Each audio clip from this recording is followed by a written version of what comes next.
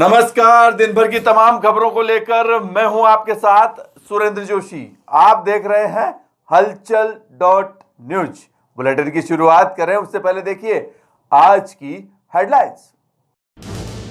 केगड़ी सहित पूरे उपखंड क्षेत्र में श्रद्धा व भक्ति पूर्वक मनाई गई श्री कृष्ण जन्माष्टमी। रंग बिरंगी रोशनियों से जगमगा उठे मंदिर। कोरोना के चलते नहीं सजी झांकियां, मगर मंदिरों की हुई आकर्षक सजावट। कई मंदिरों के बाहर दर्शन के लिए लगाई गई बड़ी स्क्रीनें। मंदिरों में हुए भजन कीर्तन के कार्यक्रम। बगेरा गांव के मंदिरों में भी हुई आकर्षक सजावट।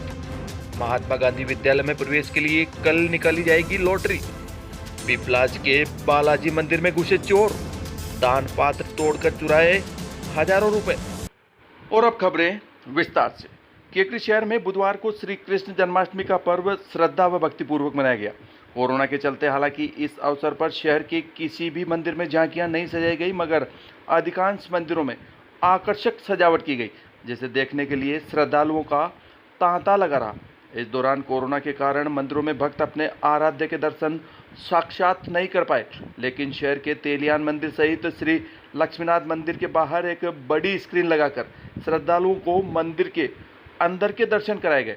तेलियान मंदिर के बाहर लगी बड़ी स्क्रीन पर जहां श्रद्धालु भगवान श्री राम लखन सीता के दर्शन कर रहे थे, वहीं लक्ष्मीनाथ मंदिर के बाहर लगी स्क्रीन पर मंदिर के अंदर झूला झूल रहे लड्डू गोपाल को दिखाया जा रहा था।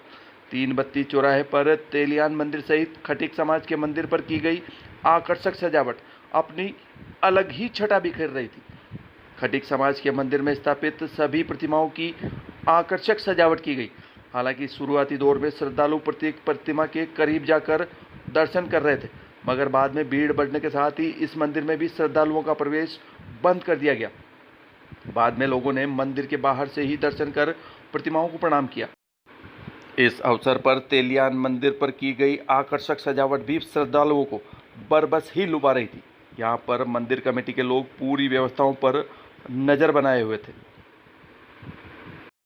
शहर के देवगांव गेट के पास स्थित बालाजी की बगीचे में भी इस बार जीवंत झांकियां नहीं सजाकर केवल मंदिर परिसर में ही आकर्षक सजावट की गई। इस मंदिर पर भी देव दर्शन के लिए लोगों का तांता लगा रहा। घंटाघर के पास स्थित निर्मलेश्वर महादेव मंदिर पर हालांकि इन दिनों निर्माण कार्य प्रगति पर है, मगर इसके बावजूद मंदिर पुजारी मोनू पंडित सहित अन्य श्रद्धालुओं द्वारा मंदिर की आकर्षक सजावट की गई। और इधर जूनिया गेट के पास स्थित दाधीच बगीचे में भी इस बार झांकियां सजाने के बजाय भोलेनाथ का आकर्षक श्रृंगार किया गया। यहाँ झूले में विराजमान लड्डू गोपाल को श्रद्धालु झूला झूलाकर अपने आराध्य की स्तुति करते नजर आए।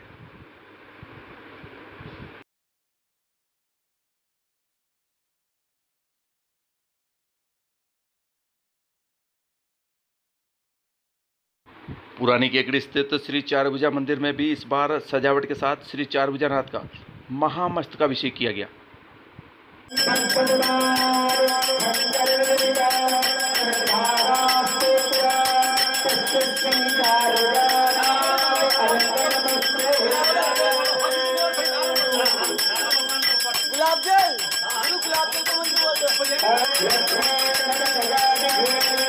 इस मौके पर कई लोग अपने बच्चों को भी बाल कृष्ण बनाकर देव दर्शन के लिए लाए।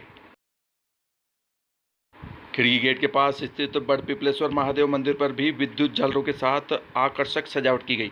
इस मौके पर मंदिरों में भजन कीर्तन के कार्यक्रम भी हुए।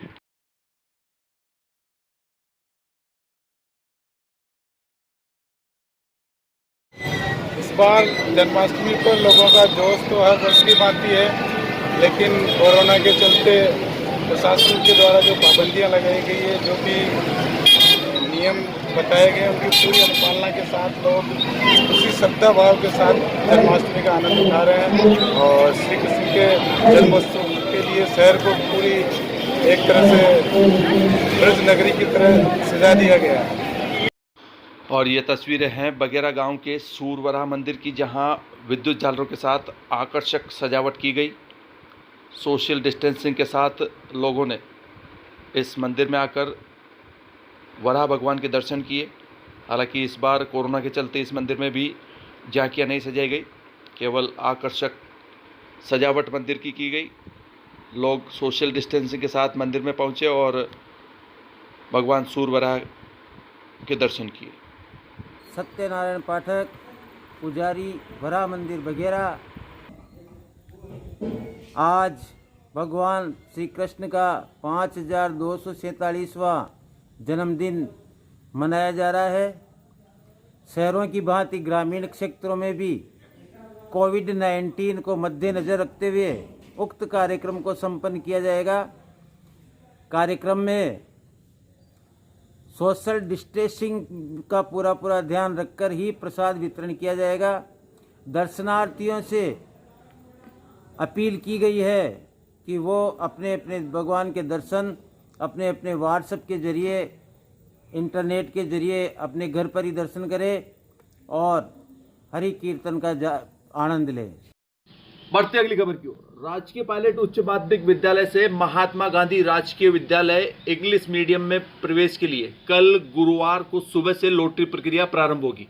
विद्यालय की प्रधानाचार्य सोनू सोनी ने बताया कि लॉटरी प्रक्रिया प्रातः 7:30 बजे से प्रारंभ होगी। उन्होंने बताया कि प्रत्येक कक्षा की लॉटरी अलग अलग समय होगी। जिस कक्षा की लॉटरी होगी उसी कक्षा के अभिभावकों को विद्यालय में प्रवेश दिया जाएगा और इस दौरान सभी को कोविड-19 के चलते केंद्र एवं राज्य सरकार की गाइडलाइन की पालना करनी होगी। बिना मास्क के किसी को भी विद्यालय में प्रवेश नहीं दिया जाएगा। उन्होंने बताया कि लॉटरी का समय कक्षा 1 के लिए सुबह 9 बजे, कक्षा 2 के लिए 10 बजे, कक्षा 3 के लिए 11:45 बजे, कक्षा 4 के लिए 11:30 बजे, कक्षा 5 के लिए दोपहर 12:15 बजे, कक्षा 6 के लिए 1 बजे, कक्षा 7 के लिए 1:45 बजे और कक्षा 8 के लिए 2:30 बजे होगा। बढ़ते अगली खबर की ओर। निकटवर्ती ग्राम पिपलाज में बीती रात अज्ञात चोर गांव के बीचों बीच स्थित बालाजी मंदिर में रखे दानपात्र को तोड़कर उसमें से रुपए चुरा कर ले गया। बुधवार को सुबह गांव वालों की इसकी सूचना मिली तो पूरे गांव में सनसनी फैल गई।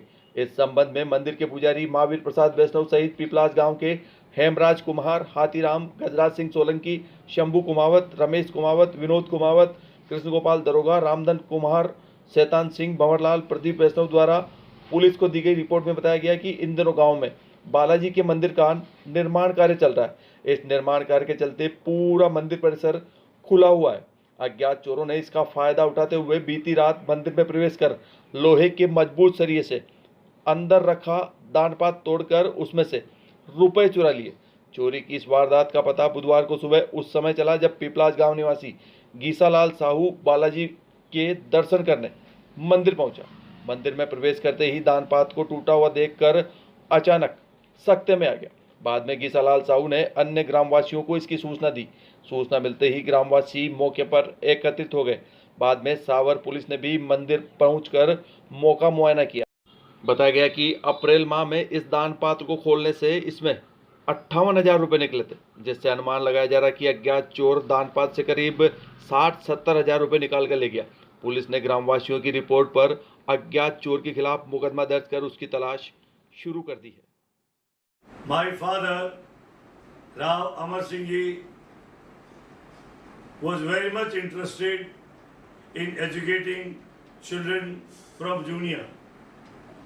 It is because of his inspiration and in the memory of my father's name that I was inspired to open this school in Kekri, that is first English medium school. My background of education has been that I myself studied in St. Xavier's, Jaipur, my college at St. Xavier's, Bombay. I served in St. Xavier's school for 22 years, and when I was vice principal there, I was very much inclined to see that we start a school in Kekri. It is because of this that I started this Rao Amar Singh Vidyalaya in Kekri. With my background of education in various schools like Maharaja Sawai Man Singh, Maharaja Sawai Bhavani Singh and Mayur School, Jodhpur. It is because of this experience that I started this school, Rao Amar Singh Vidyalaya in Kekri. We have been doing very well since then, the beginning of the school until now, we are every day making progress day by day. The director of the school, Raghuraj Singh, has been working very hard to give students all the facilities as regards the campus is concerned. Academic guidance is given by him, the principal and the staff. They are working very hard, and for this there is no evidence. The results every year of Rao Amar Singh Vidyalaya prove that we are really doing hard work, and that is why the students are achieving such high percentage.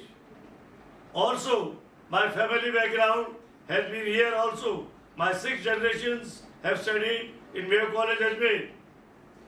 My great-great-grandfather was given a Victoria Medal, that is in 1871, and the evidence is that we have a junior gate in Mayo College, Ajmer. We are very happy that we are having full cooperation of the parents, citizens of Kekli, the education department of Kekli Education Department at Ajmer and overall Rajasthan. We are inspired by them, and that is why we are doing our best. Thank you so much.